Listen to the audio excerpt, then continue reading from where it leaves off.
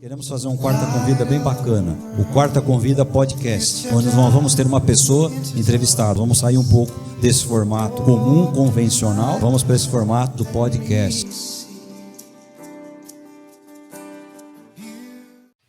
Pessoal, obrigado por estar conosco em mais um Quarta Convida. Obrigado por você estar nos acompanhando. Hoje é aquela quarta-feira especial, é a nossa Quarta Convida Cast, formato de podcast, onde a gente vai bater um papo com um convidado que está um pouquinho distante de nós hoje, não é? Então eu vou pedir para o Fernando se apresentar, quem é o Fernando, se ele é casado, no que ele trabalha. Uma apresentação inicial aí, Fernando, agradecendo você por estar participando conosco desse ConvidaCast, tá ok? Pessoal, muito obrigado pelo convite, fico feliz de estar aqui com vocês. Quem é cristão fica sempre feliz de receber convite para poder falar das coisas de Deus, porque, afinal, é para isso que a gente está aqui, né? Então, não tem nenhuma tarefa melhor do que essa, não tem nenhuma tarefa mais importante do que essa. Então, quando a gente recebe um convite, maravilha. É isso mesmo que a gente precisa fazer. Eu moro em Brasília, né? Eu sou de Uberlândia, na verdade, nasci em Uberlândia, mas vim para Brasília já faz acho que 24 anos, 23, 24 anos que eu estou em Brasília. Sou casado, tenho 4 filhos. O mais velho já está com 25 anos, já tá velho. O mais velho já está velho, está com 25 anos. Mas a mais nova está com 13, vai fazer 14 muito em breve. E eu, basicamente, já faz uns 5 anos que eu vivo unicamente da vida do ensino, né? Então, há uns 5 anos atrás, eu criei uma escola, que é uma escola para poder falar sobre filosofia, teologia, literatura. Então, esse ambiente, um ambiente escolar, é um ambiente privado, obviamente, é um ambiente fechado. Então, é um ambiente onde aquelas pessoas que querem estudar, né, não estudar como na escola, né, estudar como uma grade, mas as pessoas que querem estudar, digamos assim, estudar para saber, né, estudar para aprender, não para ter um diploma. Onde as pessoas que querem estudar mais sobre teologia, sobre filosofia, elas entram e a gente estuda. Então, eu vivo da escola mesmo. Então, a minha vida, minha vida no sentido de trabalho, né? Minha vida do trabalho hoje, ela se resume a isso mesmo. Ela se resume a estudar e ensinar. Estudar e ensinar. Né? Uhum. Então, eu construí a escola dentro da minha... Eu moro como se fosse numa chácara, né? Então, construí a escola aqui no próprio terreno, né? Onde a gente vive. Então, minha vida é a vida mais doméstica possível, né? Eu consigo realizar aquele sonho de muitos, né? Eu consigo passar o dia inteiro e não ir nem no portão. É o sonho de todo paulista aqui. É muito bom. Não imagino nada melhor. Uhum. A sua formação cristã, Fernando, fala um pouquinho da tua formação cristã. Eu conheci a Cristo quando eu tinha 13 anos. A minha família não era cristã, mas a gente estava justamente ali nos anos 90, início dos anos 90, foi aquela época daquela inflação terrível, né? E daí a gente teve, a minha família, né, teve problemas financeiros, assim, a gente foi à falência absoluta. E aquele padrão que a gente, que é cristão, a gente conhece muito bem, né? Deus, ele conduz as coisas de uma forma maravilhosa. Você vai ao fundo do poço, aí quando você chega no fundo do poço, você não tem mais nada, né? Aí você fala, agora deixa eu buscar Deus. Então, ali no fundo do poço foi que a gente conheceu a Cristo, né? Toda a nossa família, nós conhecemos a Cristo por meio de uma missão batista do sul dos Estados Unidos que atuava no Brasil, uma missão batista fundamental. E eles atuavam no Brasil, isso já foi aqui em Brasília. Eles atuavam no Brasil. A gente estava morando em Brasília nessa época, né? Eu era criança, 13 anos, e a gente conheceu essa igreja. Então, nós conhecemos a Cristo por meio dessa missão batista, né?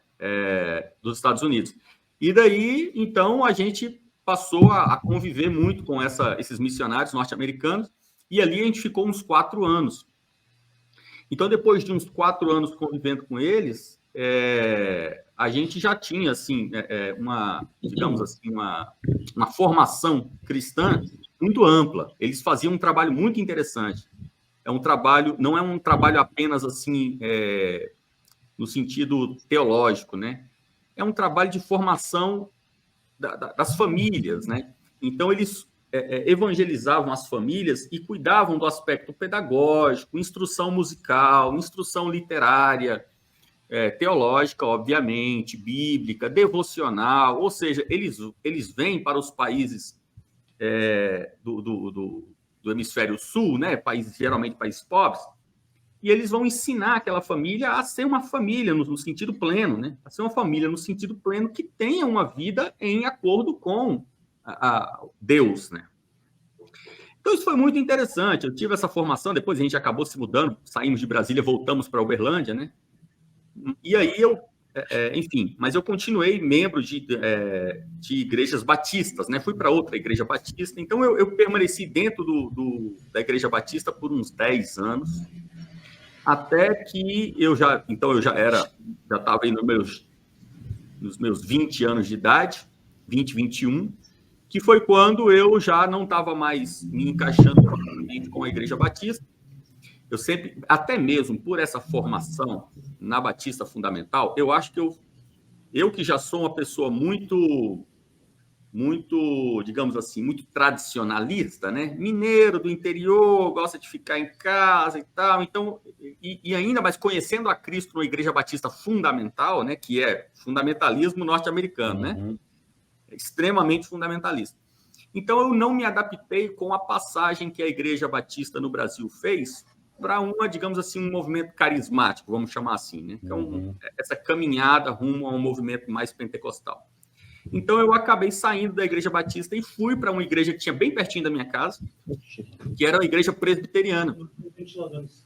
E na Igreja Presbiteriana eu estou até hoje, né? Estou até hoje. Então, hoje, né, moro em Brasília, sou membro da Igreja Presbiteriana de Brasília, que é uma igreja que fica na Asa Sul, aqui em Brasília, que é uma igreja, assim, conhecida em Brasília, mas é uma igreja bem tradicional, né? Uma igreja bem tradicional. Só tem um que estava no mesmo... Ela é presbiteriana do Brasil? É da IPB, né? Igreja Presbiteriana IPB, do Brasil. Né? Porque o nome é Igreja Presbiteriana de Brasília, mas é da IPB. Entendi. A nossa igreja é filiada à Batista Nacional, né? A Convenção Batista Nacional, que é a chamada Convenção Batista Renovada, veio daquele movimento de renovação.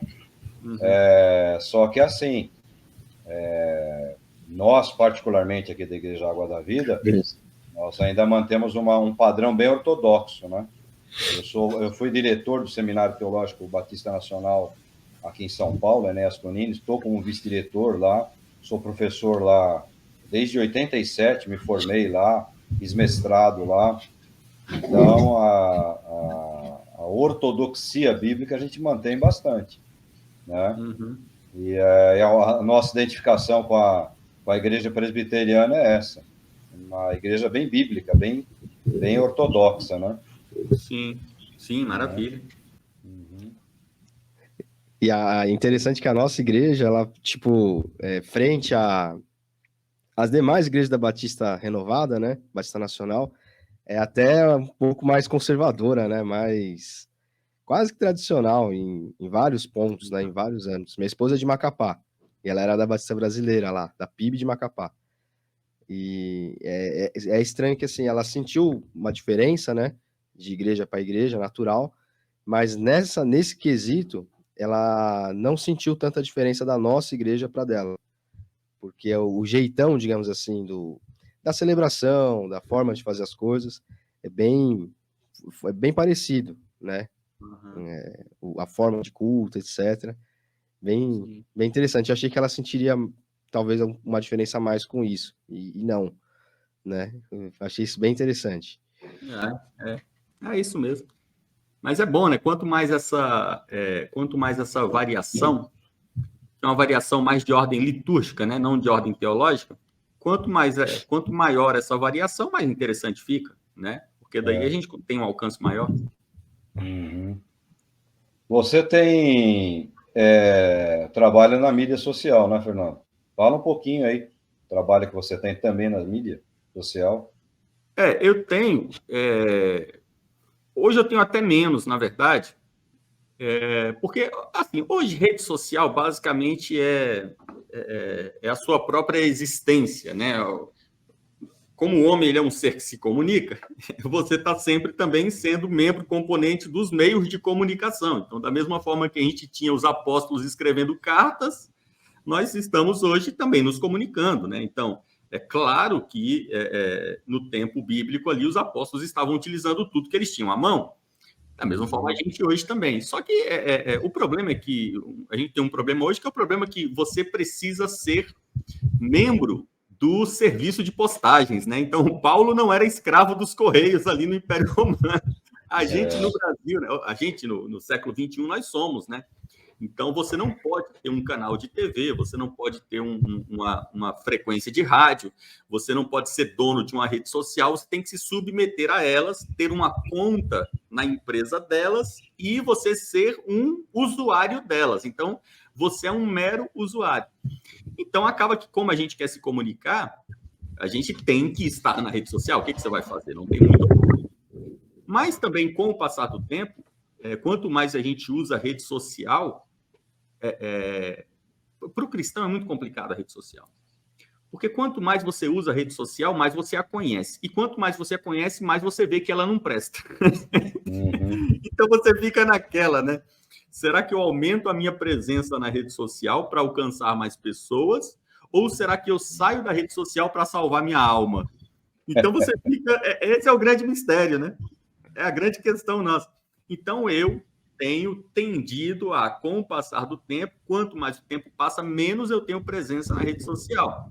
Mas eu só estou fazendo isso à medida em que eu consigo trazer o público da rede social para dentro do meu ambiente, que é o trabalho que eu exerço, que é o trabalho de ensino.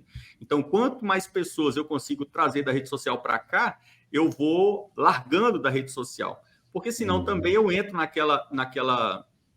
naquele redemoinho de ficar, não, poxa, então se é na rede social que você traz as pessoas, então você tem que aumentar cada vez mais a presença lá. Mas se eu aumento cada vez mais a presença na rede social, cada vez mais eu diminuo a minha presença no ambiente escolar. Então, eu não posso me afeiçoar a isso, que eu acho que é um erro em geral, que nós cristãos, em geral, independente do ministério exercido, é um erro que nós temos sofrido. Nós estamos querendo cada vez mais estar no mundo para pescar mais almas, quando, na verdade, nós somos pescadores de alma, mas nós não somos caçadores de homens, né? Então, Deus não nos faz caçadores de sair no mundo caçando as presas, né? Então, nós temos ali, como Cristo, naquele episódio maravilhoso, né, que ordena jogar a rede de um dos lados ali do barco, né? Então, a gente pesca, mas é uma pesca ordenada, né? É uma pesca direcionada pelo grande pescador, e a gente não está aí pelos mares caçando igual maluco. Então, o meu trabalho na rede social hoje é um trabalho assim que tenta fazer esse trabalho direcionado. Eu tenho uma conta no Instagram, tenho um canal no YouTube, eu acredito que só. Um canal no YouTube e uma conta no Instagram. Não estou no Facebook, não estou em Twitter, nessas redes. E o meu trabalho hoje, no YouTube, eu tenho um canal na verdade, tenho dois canais, desculpa. Eu tenho dois canais no YouTube, eu tenho um canal que é um canal antigo que eu tinha, que tem muito público, então eu não quero abrir mão dele, porque é jogar uma conta grande fora. Já fiz isso uma vez, não vou fazer de novo. Então, eu tenho um canal no YouTube grande, que é o Comunicação e Política, onde eu falo sobre assuntos gerais. E eu tenho um outro canal, que é um canal só de cristianismo, que é o Fernando Melo Cristianismo, na verdade, o nome do canal. Então, eu tenho esses dois canais aí. No Instagram, eu tenho um perfil que é @visãomacro. E no Instagram, basicamente, eu falo de arte, em geral, é o mundo da arte e teologia. Só isso. Então, no Instagram, eu falo de arte e teologia. Entendi. Você tocou num assunto muito interessante, né? Principalmente esse período depois da pandemia, o pessoal caiu matando em cima de rede social. Tem igreja hoje que o funcionamento dela é quase todo em cima de rede social. E aí quem tem mais dinheiro para investir acaba sobressaindo, né? Quem não tem dinheiro acaba sendo massacrado. Então, hoje você é muito medido pela sua participação na rede social. A igreja também. A nossa igreja é uma igreja pequena, uma igreja bem pequena mesmo, numericamente falando, tudo. Mas a gente teve que sobreviver na época da pandemia, então nós criamos estudos no YouTube, criamos trabalho para criança, tinha aquela proibição de vir para a igreja, né? Eu vim todos os dias. Para mim, a igreja não fechou, né? Mas o povo ficou com aquele receio de aquelas barbaridades que a gente andou vendo, padre apanhando, pastor apanhando, igreja com um policial na porta, né? Parece que a gente se tornou criminoso de uma hora para outra, mas o pessoal caiu matando em cima disso aí, e quem tem dinheiro, é óbvio. Você vê que os grandes ministérios, eles se multiplicaram e acabaram até tirando membros nesse período aí, no período pós-pandêmico, né? Acabou até tirando membros das igrejas menores, né? Então tem uma via de duas, uma avenida de duas vias, né? Uma que vai e uma que volta, né? Exatamente. A rede social é um ambiente muito... a rede social é um ambiente de selva, né? É um ambiente de selva, e a gente não pode se esquecer jamais de que a rede social não é um ambiente, não é um ambiente da igreja, de forma nenhuma. Então, ir à rede social é como você ir ao mundo. Você tem que desviar do erro, desviar do engano, desviar da mentira, desviar da tentação, desviar de tudo para que você, num ambiente que não é o seu, você consiga trabalhar. A gente não pode esquecer disso, né? O cristão na rede social, ele está em trabalho, ele está a trabalho. Agora, isso é um problema, porque a rede social é um lugar de entretenimento, não é um lugar de trabalho. Poucas pessoas trabalham na rede social. Tem trabalhos maravilhosos, inclusive trabalhos seculares, né? Maravilhosos. A pessoa que está ali ensinando um idioma, a pessoa que está ali prestando um curso de alguma coisa, é maravilhoso. Não é cristão, mas é maravilhoso. A pessoa está lá ensinando algo.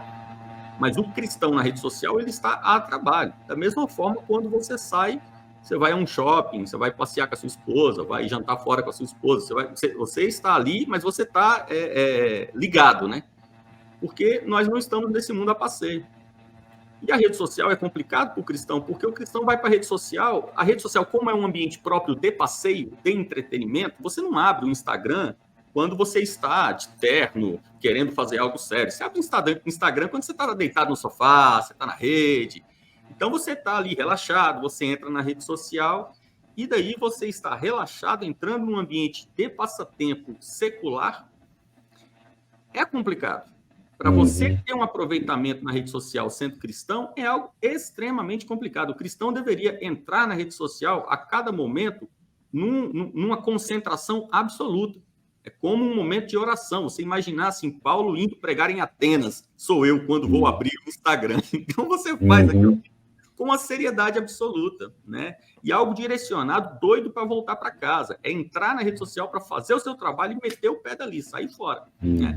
É como eu vejo a vida cristã na internet. Mas isso como está sendo dito aqui, né? Isso, claro, que no tempo da pandemia ficou bem complicado, porque a gente tem hoje um trabalho muito agressivo por parte das igrejas. E igrejas, mega igrejas, né, essas mega churches, essas igrejas gigantes, elas têm um trabalho também de marketing muito forte. Trabalho de marketing muito forte. Eles têm um objetivo muito forte de trazer as pessoas para dentro do ambiente deles. E em alguns casos, se a gente olha para alguns casos dessas mega churches, o trabalho deles acaba sendo um trabalho refratário ao evangelho. Porque eles pegam a pessoa e conduzem a pessoa para dentro do seu ambiente, e quando a pessoa está lá dentro do ambiente, ela não pode mais ouvir o evangelho, porque ela só ouve a mensagem da própria igreja. E a mensagem da própria igreja não é uma mensagem evangelística. Então, a gente tem o anti-evangelismo, né? A gente tem a retirada de pessoas do campo missionário para que essas pessoas sejam guardadas dentro de uma mega church, onde ela vive ali um ambiente como que de uma palestra do Cortella, ou um ambiente de aprendizado, de motivação profissional. E aí você está doido para falar de Cristo e a pessoa não pode mais ouvir, porque ela está trancada naquele mundo. Então, isso é muito perigoso. Eu imagino que vai chegar um tempo que a gente vai começar a fazer evangelismo dentro da igreja. Né? Você vai ter que pegar o cara que está lá na igreja do outro, você vai ter que ir lá falar um pouco de Jesus para ele. É complicado isso aí. Eu acho que esse tempo já existe, né? Porque falar às vezes eu brinco aqui, né? Como professor de seminário também, eu falo, às vezes brinco com os alunos, falo, vai no final de um culto nas igrejas e pergunta se a pessoa tem certeza da salvação em Cristo Jesus. De bate pronto, a pessoa vai responder que sim. Mas você insiste com ela, mas tem certeza mesmo? Se você morrer, você insistir com ela 3, 4 vezes, ela vai ficar em dúvida. Porque é o que você falou, né? Hoje, o que nos move é a motivação. Por que eu existo, né? Para que eu existo? Conquista, né? Isso aí tem atrapalhado muito o evangelho autêntico, genuíno, né? E eu sempre falo pro pessoal, assim, mais próximo de mim, que você tem que meio que segmentar a sua rede social. Hoje o Instagram acho que é o mais usado, né? Eu não tô no TikTok, por exemplo, não sei nem como funciona. Mas eu sei só que destrói a mente das pessoas, né? Mas eu falo para quem eu posso, assim, né? Para pessoal mais jovem que eu, né? Apesar de eu não ser tão velho, mas eu falo, olha, você tem que fazer com que o algoritmo da rede social entenda que você não quer ver tranqueira. Muito embora isso vá aparecer para você. Mas então, quem você está seguindo, o que você está curtindo, o que você está vendo, porque quanto mais abertura você der, a rede social é feita para isso. Quanto mais abertura você der para o que te distancia, né? O que te distrai, pior vai ser a sua utilização, mas ela vai te engolir, como se fosse uma droga mesmo. Né? O consumo daquilo vai te engolindo de tal forma que você fica 20 minutos, meia hora, 40 minutos e você não vê uma coisa que presta, é dancinha, é vídeo de pegadinha, porque ela é assim. Então você tem que saber quem você está seguindo, o que você está curtindo, por que você está curtindo aquilo, e você meio que dizer para ela, porque senão a rede social ela te engole, o algoritmo ele te engole e vai jogando para você, enfim, vai te deixando mais burro de certa forma, mais imerso naquilo ali, né? Sim, exatamente. E a gente tem que ter em mente, né? Quer dizer, a gente tem que ter, não, né? Porque se fosse fácil assim, quem tem, né? Então, julguemos que nós aqui temos essa consciência. Então, nós temos que instruir as pessoas. Não é sobre compartilhando minha ótica, lógico, né? O que eu ensino para os meus alunos. Não é compartilhar um aspecto dogmático do que deve ser feito, do que não pode ser feito, mas sim que nós entendamos o mundo no qual nós vivemos, o país no qual nós vivemos, quem somos nós, qual é a nossa cultura. Porque se você conhece pessoas de outras culturas, uma das coisas, um dos ganhos maravilhosos que eu tive em conhecer a Cristo por meio dessa comunidade norte-americana, foi ter acesso a uma outra cultura. Não apenas o aspecto cristão, de conhecer a Cristo, que é óbvio que é o que importa, mas ver aquelas famílias, né? São famílias muito numerosas, e que todos os filhos, desde o seu nascimento, eles têm iniciação literária, todas as meninas liam romances sequenciais, um após o outro, os meninos também, todos eles tinham instrução em violino, em piano, em flauta transversal. Então, são pontos que você fala assim, poxa, mas o que tem a ver? O que tem a ver é que você, quando tem uma criança de 15 anos, você tem um adolescente de 15 anos, e esse adolescente, aos 15 anos, ele tem uma história com a música, ele tem uma história com a literatura, uma história com a arte, uma história com o campo, né? De ir ao campo, andar a cavalo. Isso tira você dessa prisão mental que faz com que os brasileiros tenham uma vida absolutamente inerte. Porque se você conhece pessoas de outras culturas, né? Você vai conhecer espanhóis, portugueses, franceses, enfim, vá a outro país, conheça outras culturas, você vai ver como eles têm uma visão de mundo absolutamente diferente da brasileira. Né? A visão de mundo que o brasileiro tem é uma visão horrível, péssima. Então, grande parte do problema que os nossos jovens têm na utilização da rede social não é um problema teológico, um problema dogmático, é um problema cultural. É cultural. O brasileiro, culturalmente, ele é miserável, ele é pobre. Então, quando o brasileiro ele vai diante da rede social e ele vê algo deplorável, ele se agrada daquilo. Ele sente prazer naquilo. E quando você pega um outro garoto de uma outra cultura e ele vê aquela imagem deplorável, ele sente asco, ou ele... Tudo bem, ele fica indiferente, mas o brasileiro não. O brasileiro, ele se agrada dessas coisas. E isso não é uma questão espiritual, isso não tem nada a ver com igreja, com Bíblia, com Cristo, não tem nada a ver, isso é uma questão cultural. O brasileiro, culturalmente, ele é miserável e ele gosta dessas misérias. Então, a igreja, ela precisa ter uma ação que seja uma... Agora é preciso entender isso, né? Uma ação que vá além do evangelho.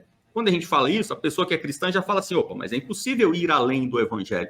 Não é além no sentido de que haja algo mais alto do que o evangelho, mas que é algo que se expande para além do campo teológico. Então, de certa forma, a igreja cristã, ela habita entre dois extremos. O extremo da secularização e o extremo daquela bitolagem bíblica, né, de sola escritura em todos os elementos. Então, não se fala de nada que não seja Bíblia. E quando você não fala de nada que não seja Bíblia, você abre porta para coisas como rede social. Você não fala de música, você não fala de literatura, você não fala de artes, você não fala de filosofia. Então, quando o jovem sai da igreja e ouve uma guitarra, um solo de guitarra, ou quando ele sai da igreja e vê uma moça dançando um tango, ele fala, caramba, isso aqui é incrível. E é mesmo.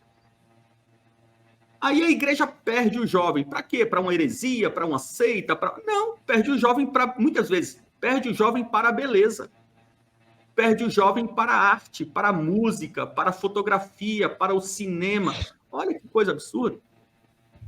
Então, a pobreza cultural dentro do ambiente cristão, no Brasil, isso é algo muito forte no Brasil e nos Estados Unidos. Essa pobreza cultural é muito forte no Brasil e nos Estados Unidos. Você não encontra isso, por exemplo, quando você conhece comunidades na Argentina ou no Uruguai, você vê que lá eles não têm esse problema. Esse problema cultural não tem. O jovem argentino, o jovem evangélico argentino, ele tem uma digamos assim, uma iluminação cultural, mas muito maior do que a brasileira, muito maior. E nós estamos falando dos nossos irmãos aqui, né? Estamos falando de gente que está aqui do nosso lado. Então, a gente precisa, sabe, nós como cristãos, como pessoas que pregam, que estão liderando comunidades, a gente precisa expandir a nossa mente, renovar a nossa mente, não apenas no aspecto bíblico. Nesse segmento, então, o que você entende? Você acha que quando o pessoal põe no mesmo pacote, eles dizem que são 30 e tantos milhões de evangélicos, vamos usar essa expressão, não gosto muito dessa expressão, mas vamos usar essa expressão. Que tipo de relevância você acha que está esse número absurdo de evangélicos? Está influenciando, estão dizendo que está chegando perto de 50 milhões. Que tipo de relevância? Você consegue enxergar alguma relevância na sociedade brasileira, na política brasileira, na arte brasileira? Bem, eu acho que esse número é totalmente relevante, até mesmo porque a questão numérica no reino é irrelevante. Porque nós pregamos sempre cientes daquela epístola de Pedro, onde Pedro deixa muito claro aquela visão que Pedro tinha do reino, né? De que nós podemos acelerar o retorno do Senhor. Então, como Pedro, obviamente, amava a Cristo muito mais do que nós, como Pedro tinha saudades de Jesus, algo que nós não podemos ter, pois não o conhecemos, como Pedro conheceu, então Pedro estava doido para Jesus voltar, para que ele pudesse ter o seu amigo de volta. Então, Pedro ficava em casa matutando um jeito de acelerar o retorno de Cristo, né? E Pedro vai entender que isso é muito fácil de fazer. Basta você pregar o evangelho, porque o que, entre aspas, impede o retorno do rei é justamente que todos os seus inimigos tenham sido colocados debaixo dos seus pés. Então, Pedro pensa, poxa, eu vou pregar o evangelho, pregando o evangelho eu vou alcançar as almas que Deus Pai quer que eu alcance, e quando todos tiverem sido alcançados, não vai ter mais nada para fazer, Deus vai ordenar que o seu filho volte e eu vou ter novamente o meu Jesus junto comigo. Então, o evangelho ele é pregado com que objetivo? Objetivo de abarrotar a igreja? De forma nenhuma, mas de forma nenhuma. Então, qual é o objetivo? O objetivo é alcançar todos aqueles que Deus quer que sejam alcançados. Então, quem Deus quer que seja alcançado? Nós não sabemos. Então, o que a gente faz? A gente prega para todo mundo. Né? A gente sai ofertando o evangelho para todos. Eu não sei quem Deus quer, mas a gente sabe que há aqueles que Deus não quer. Então, independente de linha teológica, arminiana, calvinista, seja o que for, independente disso, todo mundo se afunila no mesmo ponto. Nós sabemos que tem pessoas que não amam a Deus e que não querem a Deus, e que Deus também não quer essas pessoas. Mas a gente sabe que tem pessoas que estão longe de Deus, afastadas de Deus, mas Deus quer essas pessoas. Então, o que a gente faz? A gente prega para todos.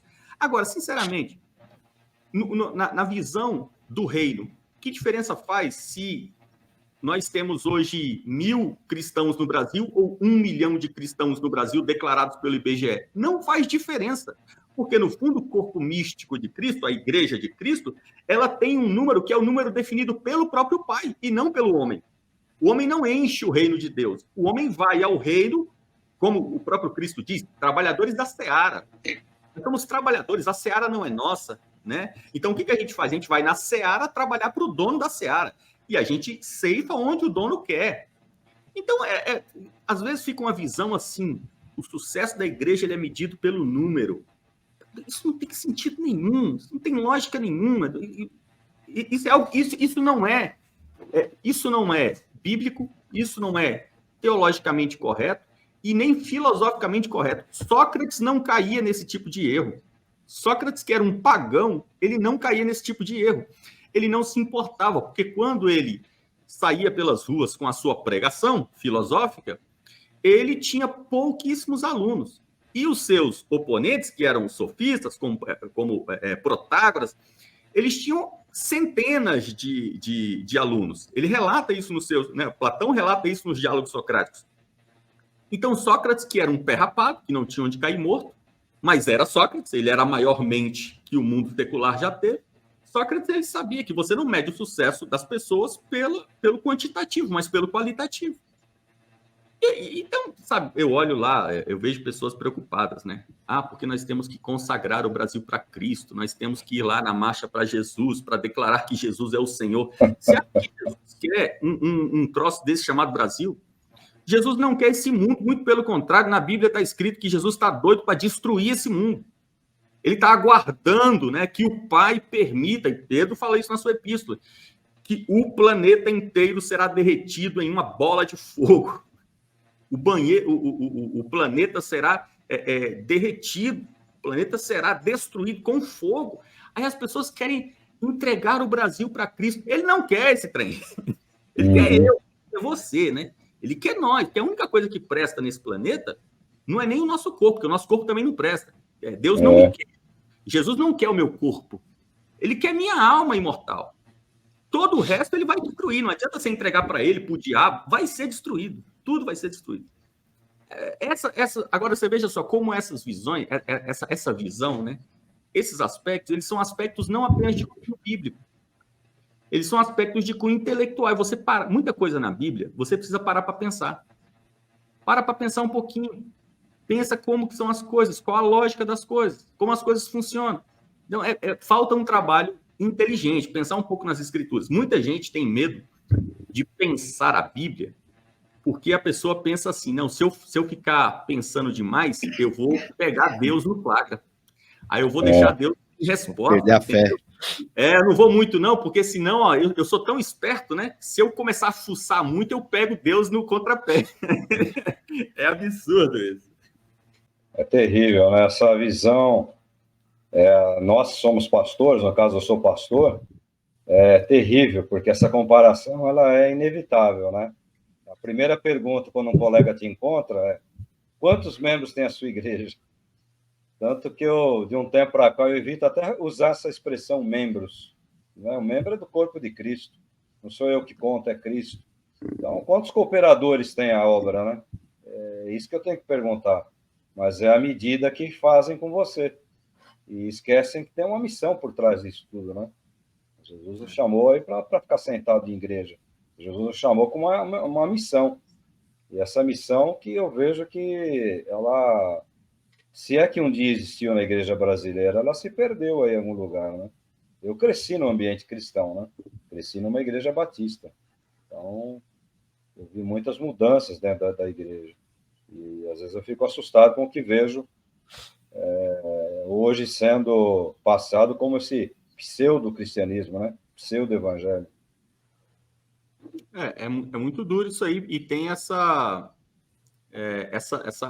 gana das igrejas, né, pela conquista pela conquista da amizade das pessoas, pela atração, né? É o marketing mesmo, né? Você quer ser atrativo, você quer que as pessoas gostem da sua igreja e elas estejam indo para a sua igreja. Mas isso é complicado porque quando nós temos um processo de propaganda, de marketing, né, um processo de atração dessas pessoas com o objetivo de que elas se agradem do nosso ambiente, nós temos um problema que está na matriz da questão, que é: quem são essas pessoas que nós estamos querendo agradar? São ímpios. É claro, né? As pessoas que vêm para a igreja são pessoas que não conhecem a Cristo. Então, olha que terrível. Se nós temos um ambiente religioso que busca pessoas no ambiente não religioso e tenta agradar essas pessoas, do que uma pessoa não religiosa gosta? É óbvio que ela gosta de pecado. É óbvio que ela gosta de erro. Ela não conhece a Cristo. Então, essa ideia de uma igreja agradável ao ímpio, essa ideia é uma ideia que o paganismo não tinha. Essa é uma ideia absurda. Você não agrada quem está fora do seu círculo. Qualquer ordem iniciática, você imagina assim, Rotary Club. O Rotary Club, ele não trabalha para agradar as pessoas que não são membros do Rotary Club. Ele trabalha para agradar o membro. E a pessoa que está fora olha para o membro e fala: caramba, eu quero fazer parte também. Eu quero entrar para poder ter as vantagens, eu quero ter aquele benefício do membro. Eu quero estar lá dentro. Então, a igreja, ela faz um trabalho contraprodutivo. É um trabalho de tentar agradar quem não é membro. E a pessoa que é membro? A pessoa que é membro, ela é totalmente desagradada. Você veja um aspecto que é um aspecto que... esse aspecto, ele é 100% comprovável, fácil de comprovação. Você pega qualquer igreja do Brasil, qualquer igreja. Pega a igreja batista, metodista, presbiteriana, seja o que for.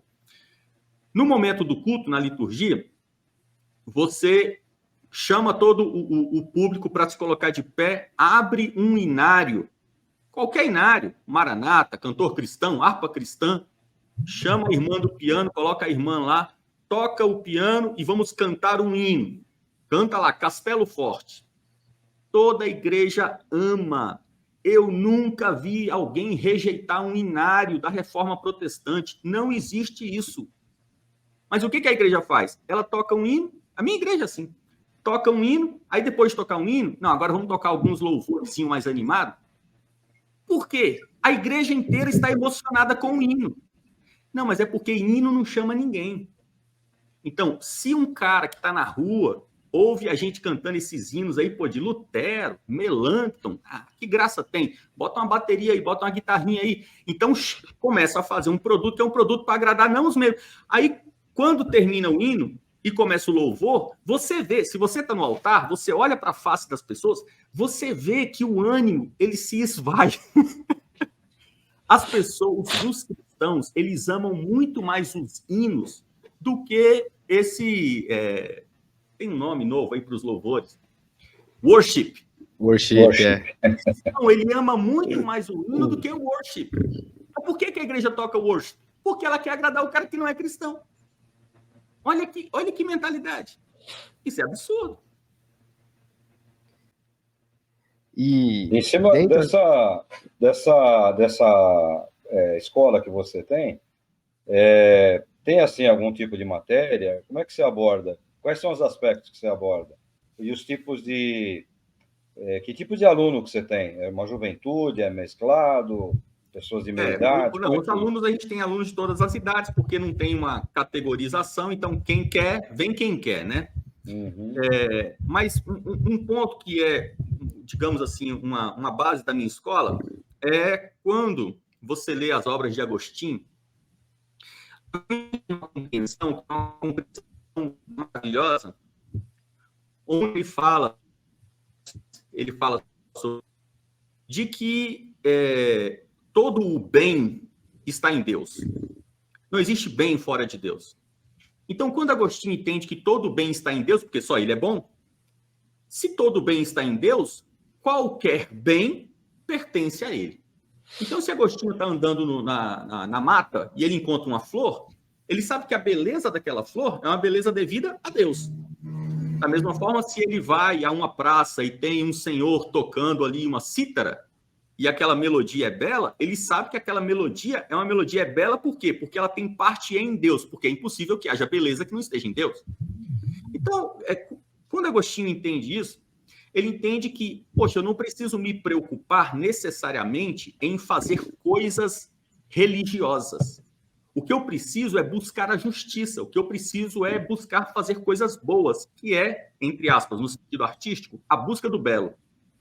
Porque se eu encontrar o belo, se eu encontrar o bom, se eu encontrar a alegria, o prazer, a justiça, não tem como eu não ter encontrado Deus, porque não existe justiça fora de Deus. Então, Agostinho começa nessa busca de buscar a justiça, que é algo que a gente vê nos Salmos 1 e 2.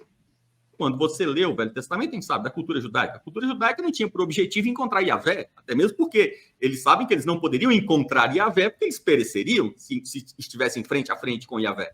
Então, o que eles buscavam? A justiça. Eles buscavam a justiça. Então, na escola, o que a gente tem? A gente tem não necessariamente uma busca presbiteriana, uma busca dogmática, uma busca batista. Não estou preocupado com isso. A minha preocupação é o quê? É encontrar a sabedoria. E veja, isso não é de forma nenhuma gnosticismo, espiritualismo, ecumenismo, de forma nenhuma. Porque o ecumenismo não está em Deus. A gnose não está em Deus. Não pode ter os elementos. O que a gente precisa entender é que não adianta você ir para dentro da igreja e na busca religiosa você encontrar algo que não é de Deus, mas achar que pelo fato de ser presbiteriano, então agora é de Deus. Não. O que Deus quer é a justiça. O que Deus quer é que nós o obedeçamos e o sirvamos. Então, quando eu vou para a escola, eu tenho aula de literatura. A gente vai ler literatura clássica. Eu vou ler romance, eu vou ler filosofia, eu vou ler, sei lá, eu vou ler clássicos.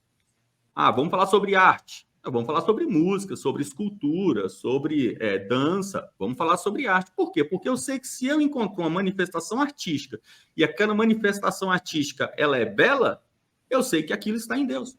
É impossível haver uma beleza que não está em Deus. Então, o que Agostinho entende? Agostinho entende que o homem pervertido, ele olha para aquilo que não é belo e acha que é belo. E ele começa a amar o pecado. Como o homem que imagina que, poxa, o corpo humano ele é belo. O que é um erro que acontecia na Grécia Antiga, né? O homem é belo, o corpo humano é belo. E é mesmo, né? Então, como o corpo humano é belo, eu quero aquele corpo para mim. E daí o homem começa a desejar a mulher do próximo, começa a desejar a mulher que ele nem conhece, nem sabe o que é. Então, o que Agostinho diz? Que Agostinho ele tinha um problema muito, muito específico nessa área. Agostinho, antes da sua conversão, ele era extremamente dado à fornicação. Agostinho era terrível. Então, quando ele se converte, ele começa a pensar, poxa, mas muitas vezes verdadeiramente eu amava aquela prostituta. Então, será que esse amor, como é amor, será que não era um amor de Deus? Porque é impossível ter amor que não esteja em Deus. Então, ele começa a entender o seguinte, na verdade, aquilo não é amor, aquilo é uma paixão. Aquilo que eu tenho é a distorção do amor. Então, alguém que busca o amor na mulher que não é sua, alguém que busca o prazer no corpo que não é o corpo dado por Deus a ele, essa pessoa não está amando. Isso não é amor. Isso, na verdade, é um pecado. Isso é uma fornicação, isso é um erro. Então, olha, eu acho que nós temos perdido muito tempo numa religiosidade que é uma religiosidade que muitas vezes não está em Deus. É uma religiosidade que está na liturgia, é uma religiosidade dogmática, e não verdadeiramente uma religiosidade verdadeira, né? Agostinho tem essa expressão, que é a verdade verdadeira.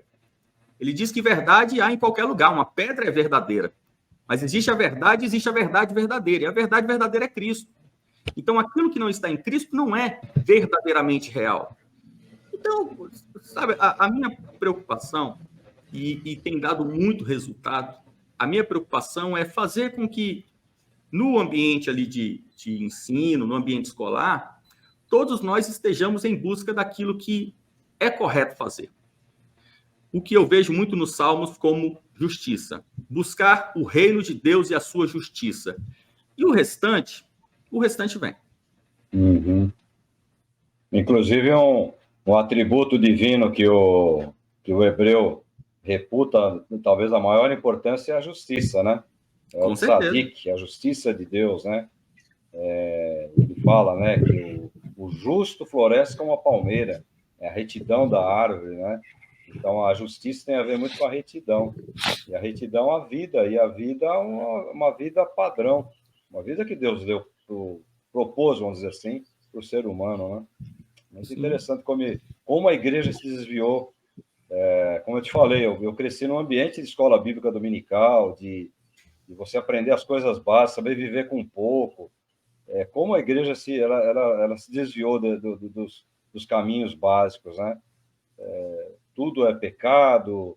Você, assim, uma peça de teatro, às vezes, se você fala, a pessoa se escandaliza.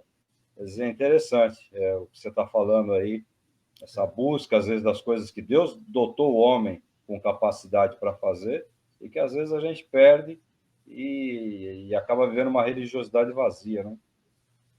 Exatamente, é isso mesmo. E eu acho interessante porque, assim, você citou literatura clássica, assuntos, né, Sócrates, isso que você falou de Agostinho agora, é interessante porque o Timothy Keller traz uma ideia parecida, que eu acredito que ele até tenha tirado justamente da vida de Agostinho, do que Agostinho viveu e falou, e sobre a distorção do amor, né, como isso se torna um ídolo no coração das pessoas, etc.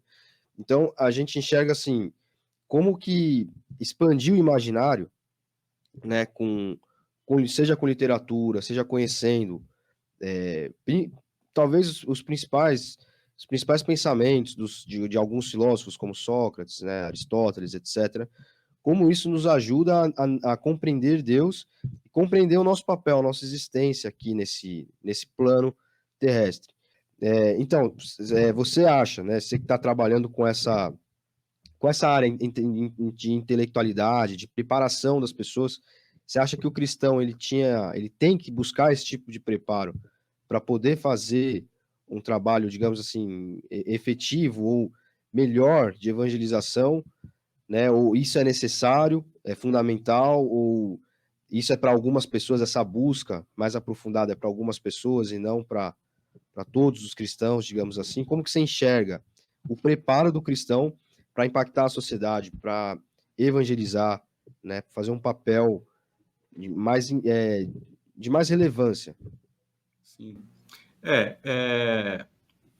Eu vejo que o que nós temos que dominar é a defesa do evangelho. Repito, né, de minha parte, eu não tenho a menor pretensão de conquistar multidões, de sair... Não tenho essa pretensão, até mesmo porque, às vezes, desculpa, deixa eu só colocar um parênteses, às vezes eu leio o Velho Testamento e eu tendo a concordar com alguns personagens com os quais eu não deveria concordar. Então, algumas vezes eu concordo muito com os amigos de Jó, outras vezes eu concordo com o profeta Jonas, porque eu vejo o profeta Jonas, ele está pregando e ele definitivamente ele não quer ir para Nínive. E ele não quer ir para Nínive porque ele não gosta de Nínive, ele quer que Nínive realmente seja destruída. Então, tem alguns aspectos que a gente precisa entender, que é o seguinte: não dá para ter muito amor por esse mundo. A gente ama as almas desse mundo, a gente ama as pessoas, né? Lógico, a gente quer que todos, né? O próprio Deus quer que todos se salvem, que todos cheguem ao arrependimento. Então, nós também queremos imitar a Deus. Então, claro que a gente quer a salvação de todos. Mas, olhando para esse mundo, eu não tenho, assim... Poxa, eu queria salvar o Brasil. Poxa, eu queria que o Brasil fosse salvo. Eu queria que Minas Gerais fosse consagrada. Eu não tenho muito dessa pretensão. Eu acho que isso aí nem vale... E também acho que Deus nem quer também, não. Então, o que eu acho que nós cristãos temos que estar prontos? Para defender a fé. Para defender a fé. Então, aquele episódio clássico de Paulo em Atenas. Eu acho que é aquilo ali que a gente tem que estar preparado. Porque nós estamos vivendo num mundo hoje que é um mundo onde a igreja, muitas vezes, ela é afrontada, não afrontada pelos satanistas, pelos ateus, não. Ela é afrontada por dúvidas, muitas vezes de cristãos mesmo, irmãos nossos. Irmãos que estão na fé, mas que têm dúvidas, que são dúvidas absolutamente corretas, como eu estou dizendo, dúvidas como as dúvidas dos amigos de Jó, ou como Jonas. E Deus não destrói nenhum nem outro, porque Deus, ele muito pelo contrário, Deus quer iluminar a todos, como o próprio capítulo 1 do Evangelho de João, né? Jesus é a luz do mundo. Então, nós temos que estar prontos para iluminar. Agora, essa iluminação, ela precisa ser feita em todos os aspectos relacionados a aspectos de conhecimento, sabedoria, justiça.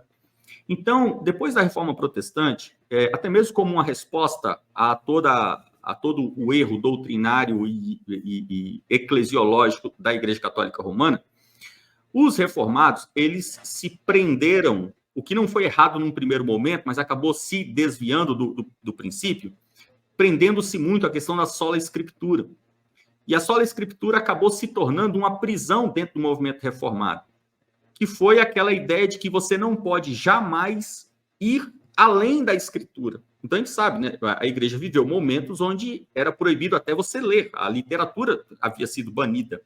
Enquanto a Igreja Católica Romana estava imersa no mundo da arte, né, com os estados papais, posteriormente o Vaticano, então, imerso com teatro, com óperas, com composições clássicas, com literatura, com escultura, com pintura, financiando pintura de catedrais, a Igreja Reformada foi para o outro oposto, né? Não, vamos ficar todo mundo dentro de uma salinha, sem nenhuma imagem e sem música, né? Eu lembro que os missionários americanos falavam para... Eu estudava piano com eles, né, quando eu era criança, e eles falavam, Fernando, sabia que lá nos Estados Unidos, há alguns anos atrás, né, assim, na década de 40, 60, né, o piano era o instrumento mais profano que existia, e era proibido ter piano na igreja.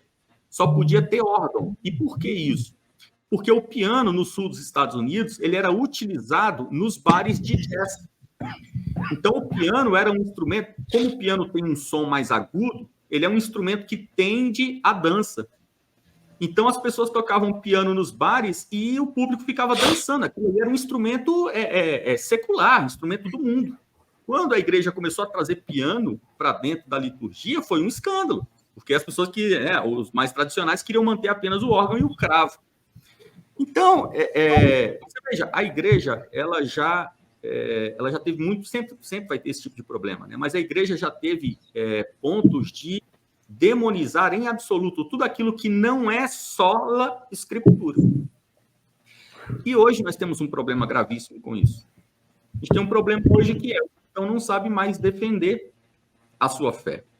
Ele está preso na sola escritura e a gente vê esse novo advento de coach dentro da igreja, que são esses motivadores emocionais dentro da igreja, travestidos de pastores. Por que esses caras surgiram? E por que eles estão tendo tanto sucesso?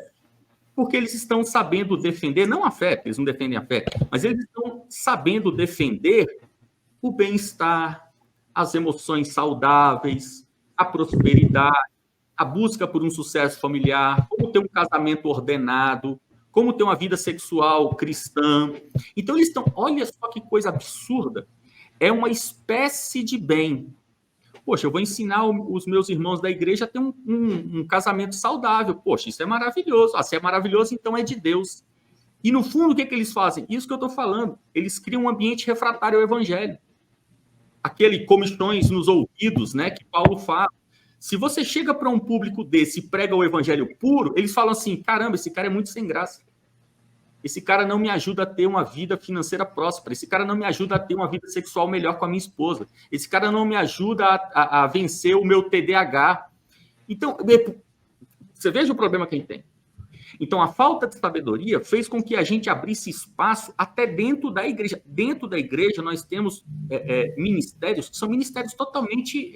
você fala assim, meu Deus do céu, como que eu cheguei ao ponto de abrir um vácuo dentro da minha igreja para que a gente tenha assim, um ministério de dança? Isso é um vácuo tão grande que a gente deixou, que nós chegamos num ponto onde agora a gente está precisando criar soluções que sejam soluções totalmente sem sentido para poder resolver um problema que nós criamos. Agora, veja só, a questão da intelectualidade, vida intelectual, estudar arte, estudar filosofia, isso não é fácil. Não é só querer. A gente vive no Brasil. No Brasil, a gente tem um sistema educacional horrível. Sabe, você pegar uma pessoa de 40 anos, 50 anos no Brasil... Eu, por exemplo, eu tenho alunos que eu tenho alunos de 50 anos de idade que leram o primeiro livro da vida na minha escola.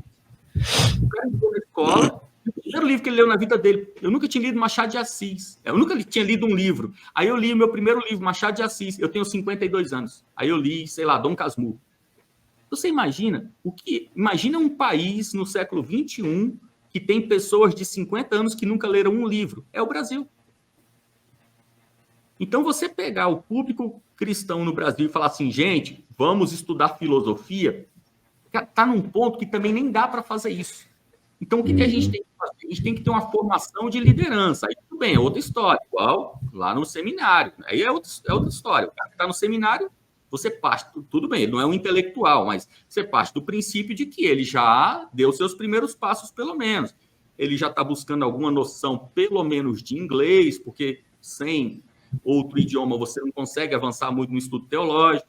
Você precisa, pelo menos, ter uma noção de inglês, para depois você dar ali arranhada no grego. Então, você sabe que essa pessoa está iniciando a sua caminhada. Eu acho que esse público é um público que tem que se aprofundar. Você vê, a gente tem pessoas no Brasil que estão indo muito bem nesse sentido, como, por exemplo, o Jonas Madureira. Eu acho que é o cara que está mais avançado nesse sentido no Brasil, que é pastor, que é professor de seminário, que está à frente e que está comprando essa briga. Eu acho que o Jonas Madureira é maravilhoso nesse sentido. Ele é um cara que está o tempo todo batendo em filosofia. Gente, temos que estudar filosofia, temos que pegar o idealismo alemão, temos que pegar pré-socráticos. Então, ele está pegando o pessoal e abrindo a mente do pessoal no seminário. Isso é muito bom. Porque não que nós tenhamos que agora juntar os irmãos numa terça-feira para dar uma aula de Sócrates. Pelo amor de Deus, não vamos perder tempo com essa bobagem. Não é isso que a gente tem que fazer. Nós temos que ter essa informação para que a gente faça como Paulo. Você chega em Atenas, está diante de todo mundo, aí você, aqui na manga, você tem todas as cartas. Então, eu tenho epicurismo, eu tenho platonismo, eu tenho tudo aqui para eu usar. E eu vou usar tudo isso para quê? Para a única coisa que realmente importa, que é o evangelho. Como Paulo diz, eu considero tudo como esterco. Então, a única coisa que presta mesmo é o quê? O evangelho. Mas não é por isso que eu vou abandonar as outras coisas. Eu vou usar as outras coisas para potencializar o evangelho, potencializar a minha pregação do evangelho. Eu acho que é isso. Uhum. Vou fazer uma pergunta auspiciosa agora aqui. Você leu, conhece alguma coisa do Olavo de Carvalho?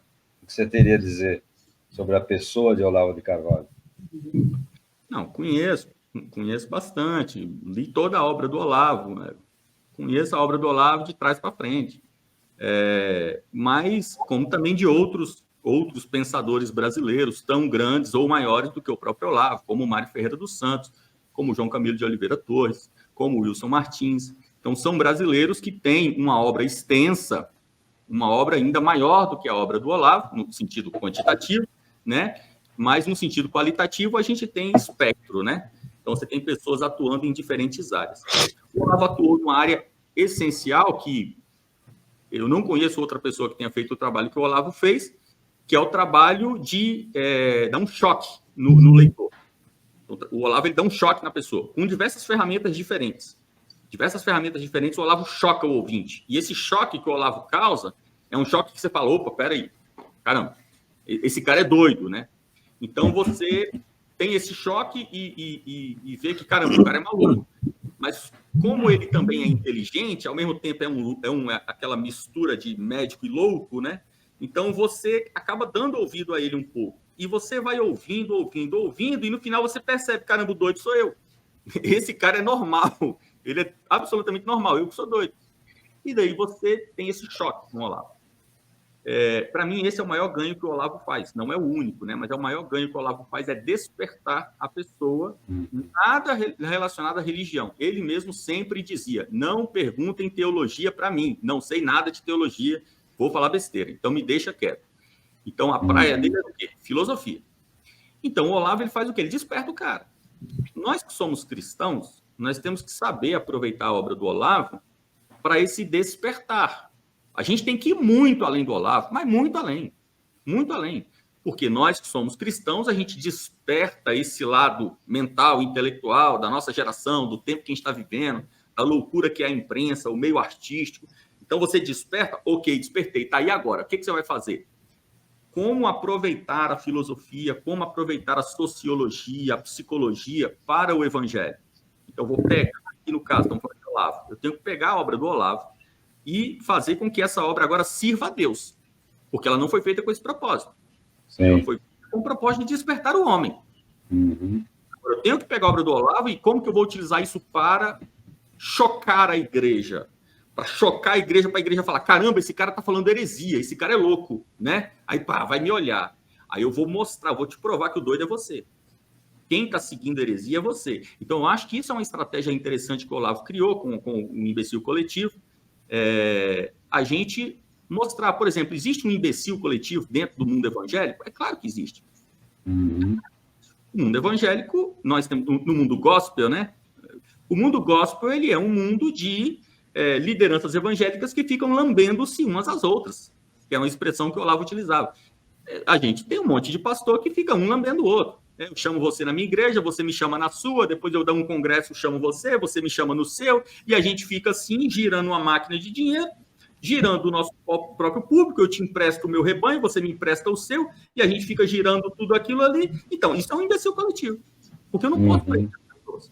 Você imagina Paulo, que é aquele texto clássico de Paulo, né? Uns são de Paulo, outros são de Apolo. Você imagina Paulo falar assim, ó, pessoal, não ouça Apolo. Claro que não. Tem coisas que ele diz que eu não sei dizer, então você tem que ouvir ele, tem que ouvir Pedro, Tiago, você tem que ouvir todo mundo, bate um papo com Maria Madalena, vai lá, ela vai ter as experiências dela para te contar. Então, a gente tem que viver com as pessoas, a gente tem que ouvir as pessoas.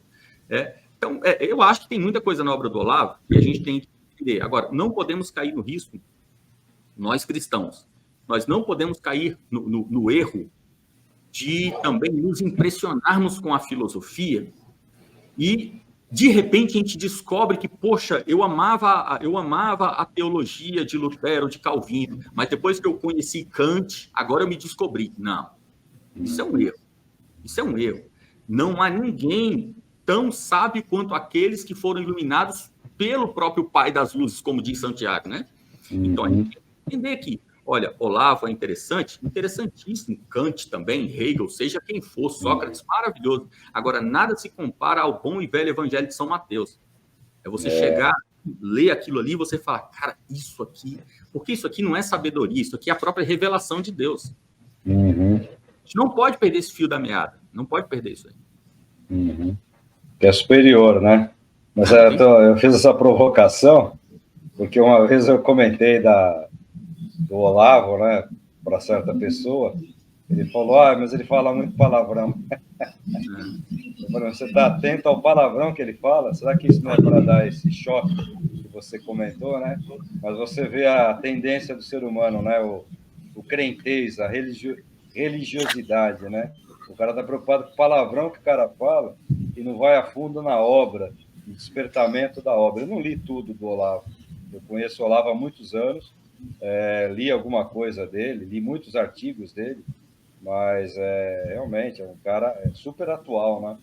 Mas olha o ponto que o cara se apegou, né? Mas ele fala palavrão.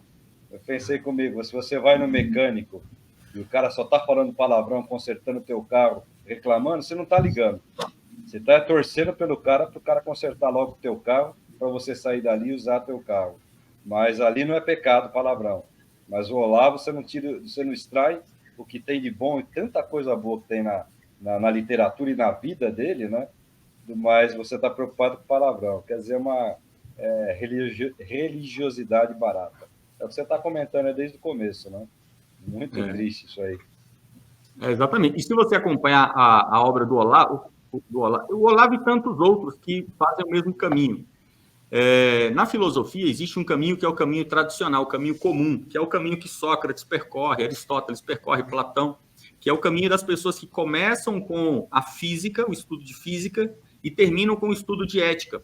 Então isso é natural, aconteceu com todos os grandes filósofos, aconteceu isso. A pessoa começa estudando física, passa para metafísica, passa para biologia e termina com ética, termina falando de política no sentido científico.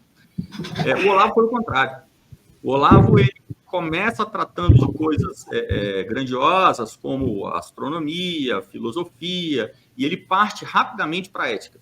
Então, quando ele chega na ética, ele começa a tratar de ética e daí ele vai falar, sendo brasileiro, ele vai falar de ética política brasileira.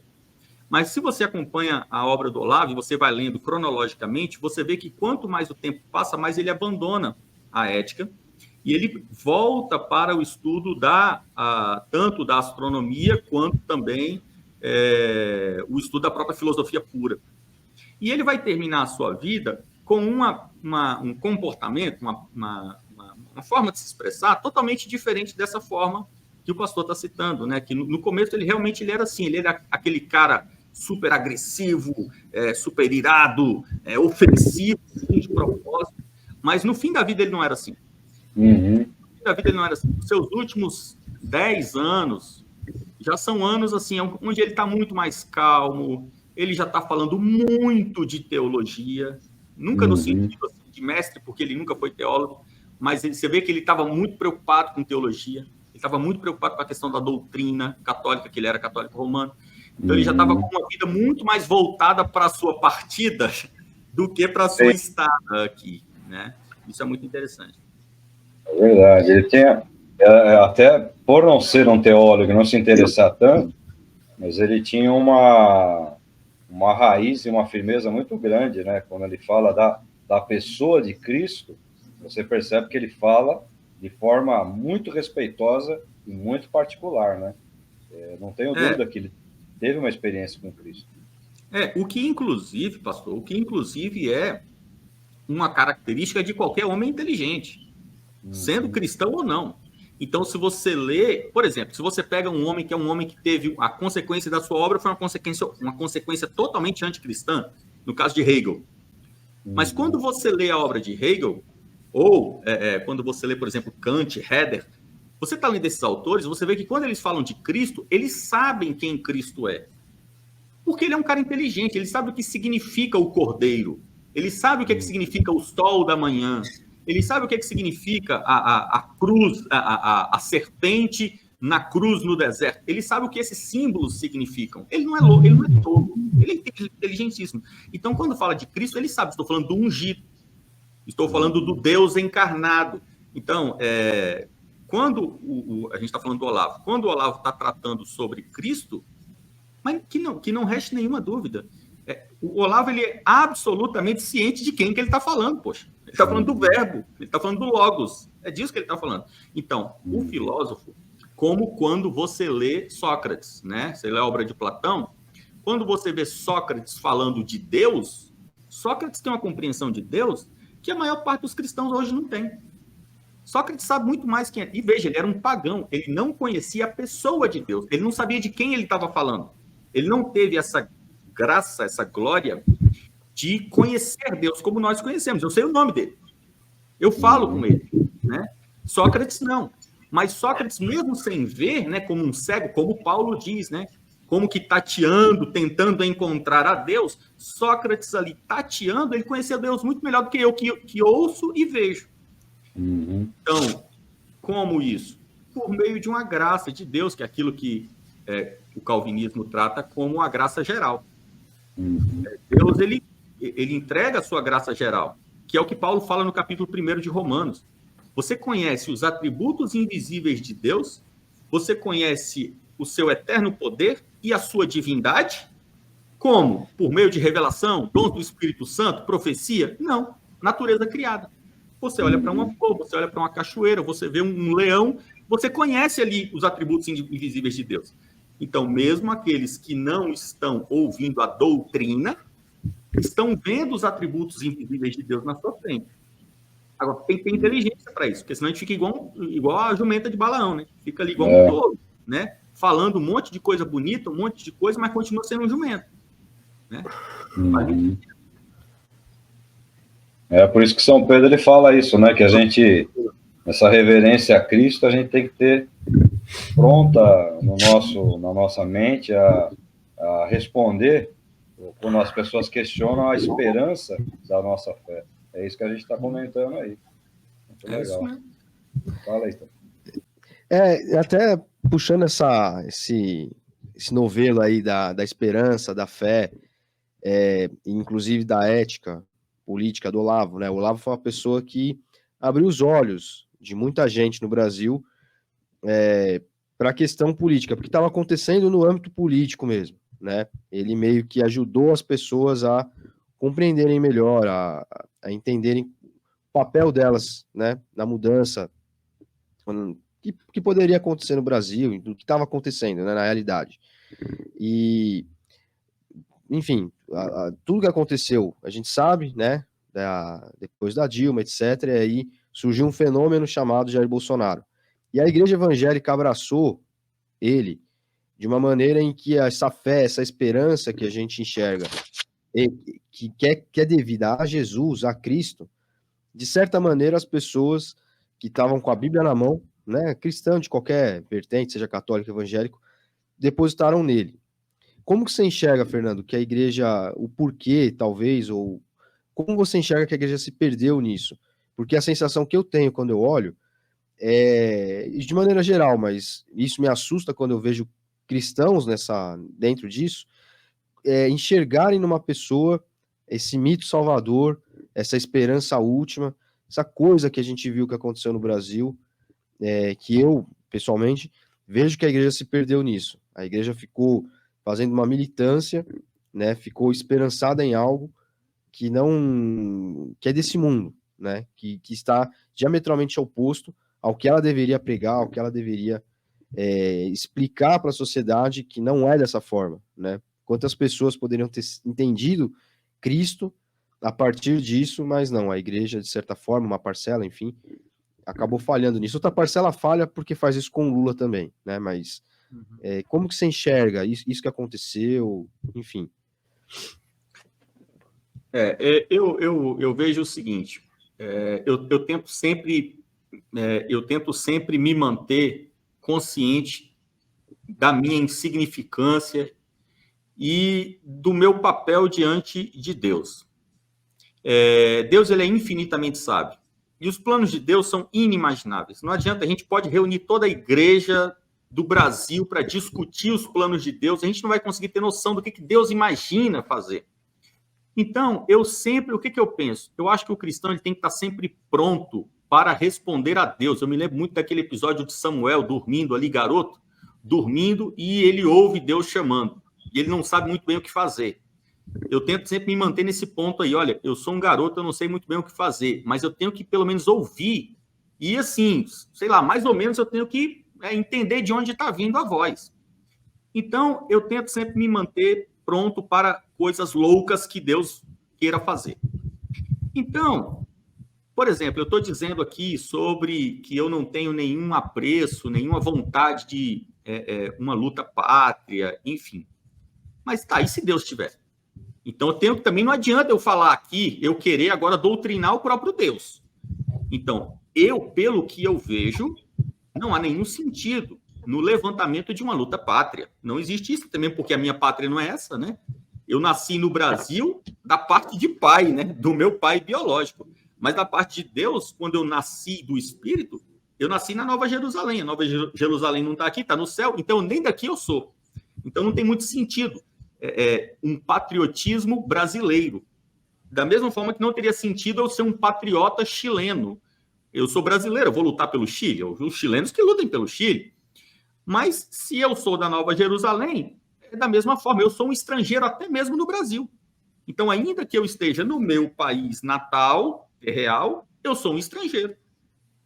Então, não vejo sentido na luta pátria. Mas, vamos que Deus, de repente, Deus faz o que quer, vai que Deus, de repente, ele quer levantar um governante bom, nós já tivemos diversos governantes bons ao longo dos últimos 2000 anos, em diversos países, vai que Deus quer levantar um governante bom para trazer justiça no sentido humano, trazer justiça para o Brasil. Poxa, eu acho que isso é uma luta glória, é uma luta gloriosa. Então, se isso é uma luta gloriosa, eu gostaria de fazer parte, porque eu quero estar em todos os planos de Deus. Então, eu acho que quando a igreja vislumbrou na pessoa do Jair Bolsonaro, um homem que viria para trazer princípios educacionais, princípios saudáveis, princípios magnânimos, eu acho que a igreja errou aqui. Eu acho que o erro não está aí. Porque, pelo contrário, eu acho que se a igreja não tivesse crido nisso, seria mais uma demonstração de que a igreja não está aberta, não é nem para a questão dos dons do Espírito Santo, não. É para os dons do homem. A igreja não crê em mais nada. A igreja não crê no Espírito Santo, não crê na raiz de Davi, nem em Davi. Eu acho que o problema da igreja não foi esse. Porque quando o Jair Bolsonaro veio, ele disse, aí é problema dele, ele disse que ele vinha para trazer valores cristãos para o país e que ele ia começar a sua luta prendendo os bandidos. Eu acho que um cidadão crer nisso não é um demérito. O demérito é o cidadão comprar a briga terreal como a briga da igreja. Falar assim, poxa, Jair Bolsonaro é ungido. Ah, pelo amor de Deus, gente. Jair Bolsonaro é ungido. Jair Bolsonaro veio para lutar pela igreja. Jair Bolsonaro é um servo de Deus. O cara se casou 4 vezes. O cara tem um filho com cada mulher. Então, se a igreja começar a depositar sua fé em homens promíscuos, é óbvio que ele é promíscuo. É óbvio que ele não crê em Deus. Quantas vezes ele foi para a igreja desde que ele saiu da eleição? Então, eu acho que a igreja tem esperanças em, entre aspas, Messias, que é uma linguagem judaica, né? Pessoas que são ungidas por Deus para trazerem algo. Acho que a igreja crer em Messias não é nem o problema. O problema é esses homens se mostrarem homens anticristãos e a igreja continuar apoiando. Então, hoje, uma igreja que ainda apoia Jair Bolsonaro, essa igreja está em pecado do mais profundo, do mais terrível. É uma igreja que continuaria crendo em Saul, mesmo com Davi rei. Então, gente, está mais do que provado que eu acho que foi assim a última gota que a gente precisava para entender que não há nenhum projeto de Deus para a pátria brasileira, pelo menos no momento, não há. Então, sabe, o que nós temos que fazer? Vamos cuidar daquilo que a gente sempre deveria ter cuidado. Vamos cuidar do nosso rebanho, vamos cuidar das almas, vamos cuidar das pessoas, né? Cuidar das pessoas para que elas entendam o evangelho, porque também quem não entendeu o evangelho e não quiser o evangelho, também não tem que ficar cuidando. A igreja não é ONG. A gente não está aqui para ficar dando comida para sem teto, para ficar protegendo as baleias, né? Pelo contrário, isso aí, o próprio Deus nosso vai destruir tudo isso daí. Então, o que a gente tem que fazer? É cuidar das almas. Trazer as pessoas para a igreja que quiserem vir e alimentar essas pessoas depois que elas vierem. É isso aí. Uhum. E você acredita também que, né, eu sou um conservador, sempre fui declarado. A minha raiz familiar e até a minha raiz cristã, né, me levaram. Eu tive aula de OSPB na escola, Organização Social e Política, tive aula de Educação Moral e Cívica, ainda aqui com professores meio suspeitos, aí, meio vermelhinhos, né? Mas eu tive aulas, eu aprendi a amar a pátria brasileira, tudo. Sou um conservador, mas você acredita que essa... Como é que eu posso colocar? Essa esperança, o próprio... me fugiu a palavra agora.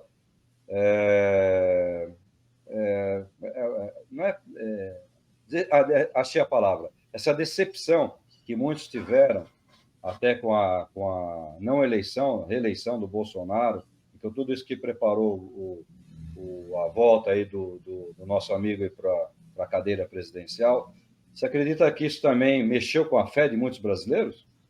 Cristãos, né? Óbvio. Até evangélicos, eu vou dizer, né? Bem, pastor, eu acho assim, a pessoa que teve a sua fé abalada por algo tão mundano, isso não é nenhuma fé, na verdade. Né? A gente sabe que o Brasil tem uma tradição muito comum no Brasil, você ouvir até pessoas ímpias falarem assim, não, eu sou uma pessoa de muita fé, né? Eu tenho muita fé em Deus, né? Eu fico até com inveja, né? Tenho muita fé em Deus, eu não tenho tanto assim. Mas isso é tradicional no Brasil. Então, a gente tem um monte de cristãos no Brasil, a gente tem uma comunidade cristã no Brasil, que é uma comunidade que crê num Deus bonzinho, que é um Deus fofo, que quer sempre o bem da gente, que a gente não fique doente, que a gente não pegue Covid, que a gente não fique endividado, que a gente não brigue com a esposa. Então, é um Deus, assim, é um Deus super fofo. E que esse Deus não tem nenhuma relação com o Yahvé. Yahvé não é esse Deus. Yahvé não é essa pessoa. Então, essa imagem criada é uma imagem que é uma imagem antidecepção. Ou seja, sempre que há um problema na minha vida, esse problema foi causado por não Deus. Então, o problema é a antítese do próprio Deus. E aí essa pessoa viu, assim, nesse projeto político patriota, essa pessoa viu algo bom. Poxa, se é bom é de Deus. E ela vê na esquerda algo ruim. Poxa, se é ruim é do diabo. Então virou uma luta espiritual, como muitos dizem. Não, o Brasil é uma luta espiritual. E como que a gente vence isso? Na urna. É uma luta espiritual cujo sacramento é a urna do TSE. Então eu vou na urna do TSE e vou sacramentar a minha parte na luta espiritual. Isso é uma coisa absolutamente imunda. É louca. Além de tudo, eu acho que, além de tudo, é burra. Além de tudo, é burra. Porque herege é burra. Porque tem algumas heregias que são até inteligentes, né? Mas tem até essa heresia burra. Essa heresia não tem sentido.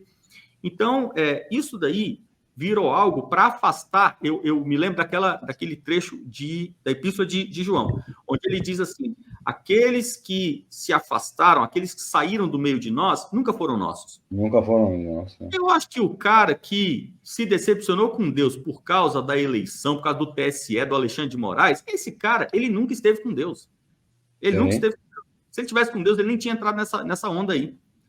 Então, eu acho que esse momento político no Brasil foi um momento que afastou todas aquelas pessoas que já estavam longe. Eu acho que é isso aí. Só isso. Legal. Mais alguma pergunta, Ítalo? Estamos chegando no finalzinho já do nosso tempo. Então, eu queria perguntar assim, você, né, pessoalmente, você está sempre envolvido com literatura, história do Brasil, né, João Camilo de Oliveira Torres, já vi você citar muito nos vídeos. Qual área, assim, te encanta mais? O que você mais gosta? Você mais gosta da literatura brasileira, da história do Brasil, ou de estudar, sei lá, teologia reformada, história da igreja? Tem alguma área, assim, que te encanta mais? O meu sonho, né, a minha oração, né, cada um tem os seus pedidos para Deus, né? A minha oração é que eu possa ficar só com a teologia. Eu quero chegar num ponto onde eu fique só com a teologia, ou seja, dar aula só de teologia, porque não tem comparação, é uma coisa incrível que a gente precisa descobrir. O Brasil não conhece, a igreja brasileira não conhece o que é teologia. A igreja brasileira não conhece o que foi a escolástica, o que é a teologia mística da Idade Média, o que é a teologia da Reforma. Se você pega, por exemplo, a obra de Wycliffe, Wycliffe, ele basicamente escreveu em inglês arcaico e em latim. A obra de Wycliffe sequer foi traduzida para o português ainda. Então, para você ler a obra de Wycliffe, primeiro que você não consegue ler a obra de Wycliffe e entender 100%, porque é uma linguagem da escolástica, ou seja, é teologia, mas em linguagem de filosofia escolástica. Então, são muitas expressões que você não consegue entender. Aquilo ali é algo maravilhoso. A obra de Melanchthon, se você compara a obra de Melanchthon com a obra de Calvino, a obra de Lutero, não tem comparação. Melanchthon foi um dos homens mais sábios que já pisou nessa terra. Então, a teologia de Melanchthon é algo para você falar assim, eu vou tirar 3 anos da minha vida só para estudar Melanchthon. Até mesmo porque você vai ter que aprender francês e alemão para você estudar isso daí. Então, assim, é algo... É complicado, tem muita coisa para a gente ir, tem muito material que precisa ser traduzido, a gente precisa desenvolver no Brasil um amor pelo estudo de teologia, resgatar a teologia da reforma, a gente precisa fazer isso daí. E vou te dizer, tem campo. Os nossos jovens, eles estão muito interessados em tradição, história, em estudar, no caso evangélicos, estudar reforma, precisa de professores para chegar e falar, olha, vamos fazer aqui um curso de Wycliffe, vamos fazer aqui um ano de estudo apenas de calvinismo, vamos fazer um ano de estudo da teologia de Armínio. Tem que fazer isso daí, Então, o que eu gosto mesmo? Teologia. Mas eu sempre estou envolvido com filosofia, literatura e arte, né? Arte em geral. Então, o que eu objetivo fazer? Eu nunca vou parar de estudar todas essas áreas, né? Literatura, enfim, seja brasileira ou universal. Mas eu quero focar na teologia e pegar todas essas áreas que eu nunca vou abandonar, mas não trabalhar com elas, mas sim colocá-las a serviço da pregação do evangelho, que é o que eu tenho feito hoje. Então, por exemplo, eu faço todos os dias, de segunda a sexta, eu faço um devocional, 8 horas da manhã. Então, nos meus devocionais, o que eu faço? Devocional aberto no YouTube para todo mundo, gratuito. eu faço um devocional e vou pegando livros especiais. Fazer um devocional em Daniel, devocional em Efésios. Então, devocional em Romanos. Comecei agora a devocional em Romanos. Então, eu vou lendo ali os versículos, sempre poucos versículos por dia, 3, 4, e daí eu faço uma análise integral daquele texto. Então, ali eu estou fazendo uma análise onde eu estou utilizando filosofia, literatura, história, estou utilizando tudo para quê? Para interpretar o texto de Romanos. Então, eu acho que isso daí, né, pelo menos assim, o ponto que eu estou hoje, o meu objetivo é esse, continuar estudando muito filosofia, que eu amo, literatura, que é um vício, acaba virando um vício, então, é filosofia, literatura, e jogar tudo isso para dentro das aulas de teologia. Mas eu quero mesmo fazer isso, eu acredito que é um campo, eu tenho feito isso há 5 anos, e é um campo muito frutífero. Você dar aulas de teologia. Aula de teologia. Não é teologia presbiteriana, batista, católico romana, não quero nem saber. Eu vou dar a minha aula de teologia. Quer assistir? Venha. Olha, centenas e centenas e centenas de pessoas. Não sei se já chegou no milhar, mas muitas centenas de pessoas voltaram para a igreja por meio da escola. Dando aula de filosofia. Porque, para finalizar, é aquilo que é até óbvio, mas a gente não para pensar nessas coisas. Deus é a suprema sabedoria. Quanto mais você apreende a sabedoria, quanto mais você desenvolve o intelecto, mais você se surpreende com Deus. Então, quando você dá uma bela aula de pintura, uma bela aula de música, uma bela aula de filosofia, e você é cristão, você está fazendo aquilo para Deus, no fundo, tudo que nós fazemos é para Deus, você está conduzindo as pessoas para Deus. Quando a pessoa se surpreende com a intelectualidade, com a inteligência, com a beleza, ela dá glória a Deus, porque é dele que vem tudo. Exatamente. Esses dias aí eu estava lá com a minha turma falando sobre o livro de Eclesiastes, né? Eu comentei para ele, falei, para mim é o livro mais sublime que tem na Escritura, a Escritura toda é maravilhosa, mas o livro de Eclesiastes, ele é simplesmente, ele é impressionante, né? O que traz ali de ensino para a vida, e é a teologia pura, né? Você comentou aí. O livro de Eclesiastes é um resumo do que é a sabedoria divina, aplicada ali através do rei Salomão, né? Então, realmente, o povo precisa descobrir um pouquinho essas preciosidades, né? É verdade. Legal. Fernando, muito obrigado pelo tempo que você repartiu com a gente aí. Espero que existam outras oportunidades para você estar conosco aí. E é uma alegria ter você com a gente, ainda aqui à distância, mas hoje aproveitando a parte boa aí, né? Da rede social, que a gente poder conversar aí, você lá distante, a gente aqui na capital. Muito obrigado pelo seu tempo. Se quiser falar mais alguma coisa aí. Não, agradeço, fico muito feliz, estou à disposição, né? Como eu disse, nós que somos cristãos, a gente é obrigado a falar das coisas de Deus. Então, estou à disposição, sempre que quiser, estou a posto. É só dizer o dia e a hora. Legal, Fernando. Poxa, legal. Muito obrigado. Jesus abençoe você, tua família, o ministério que Deus deu para você aí. Ele possa conduzir você em todas as coisas da melhor forma possível para levar a mensagem do reino dele. Ok? Um grande abraço. Obrigado. E a você que nos acompanhou até agora nesse podcast aí, bem especial, conversamos sobre vários assuntos. Esperamos que você possa estar conosco no próximo Quarta Convida. Próxima quarta-feira, a partir das 20 horas no YouTube, depois fica lá gravado para você acompanhar, ouvir. Quantas vezes? Eu acho que esse Quarta Convida Cast que nós tivemos hoje é um que você tem que ouvir várias vezes, porque teve muita preciosidade que foi repartida aqui nessa noite. Obrigado a você, Jesus abençoe a tua vida, Jesus abençoe a tua família, e até o próximo Quarta, que seja um Quarta diferente, que seja um Quarta Convida. Jesus te abençoe. Queremos fazer um Quarta Convida bem bacana, o Quarta Convida Podcast, onde nós vamos ter uma pessoa entrevistada. Vamos sair um pouco desse formato comum, convencional, vamos para esse formato do podcast.